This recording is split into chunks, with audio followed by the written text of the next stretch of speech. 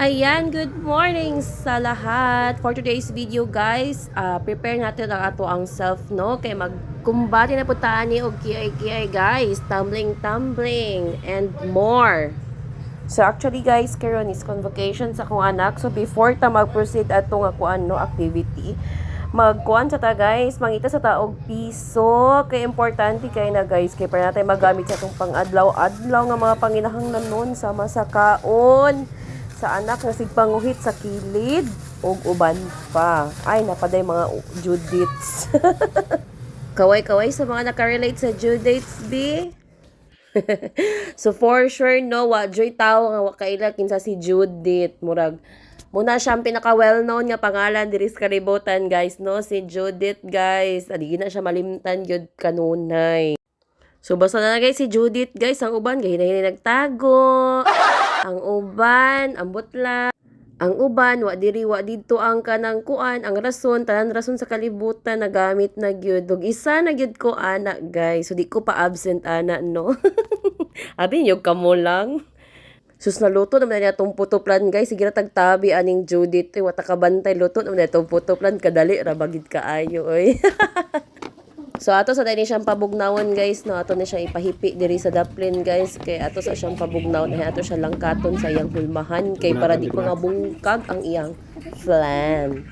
So sa mga gusto or sa mga pangutana about sa pagluto sa puto flan, okay, comment lang mo sa ubos kay willing ko matudlo sa inyo guys. Willing ko mo share sa akong knowledge nga mga nakatunan pod sa amuang academy which is ang YouTube Academy. O di ba?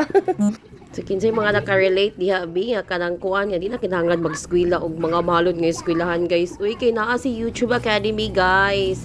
Free ra gid na siya guys, free ra. So ang imo dia pero di lang kita kumpiyansa kay ang uban kita tudlo sa YouTube Academy is dili insak.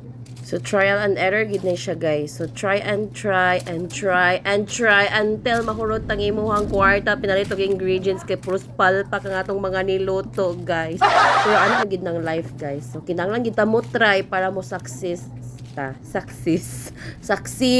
So, sa giingon pa nila, ayaw daw kuno kahadlok og try. Mas mahadlok ka kung dili ka mo try. Kaya nga ano, dili man nimo ma-feel unsay success. Sa muka gid success. Ay ginoo ko. So dili na to ma-feel unsay success guys. Dili na to ma-appreciate unsay success kung dili ta moagi og ka failure. So mo na siya nga try lang kita, try atong ibuhaton atong best hantod maka-come up ta og kanang insakto or kanang saktong timpla na imong naangayan. So, katudayon siya guys, pag naka-come up na kaato, imo na din to siyang ilista, imo atong timan-an, kay mo din timong balik-balikon og timpla, balik-balikon og luto, hantod nga ikaw wa pa napulan.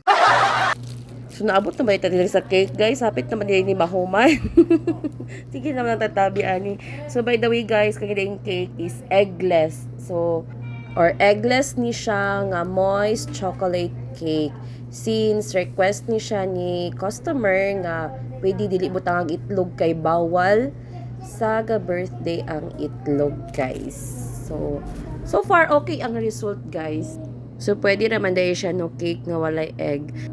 Kung pwede pa lang wala on tanan egg sa cake. So di man siya pwede guys no. So mora ni siya guys ang atong video for today. Salamat kay sa pagtan-aw kung nakaabot ka ani.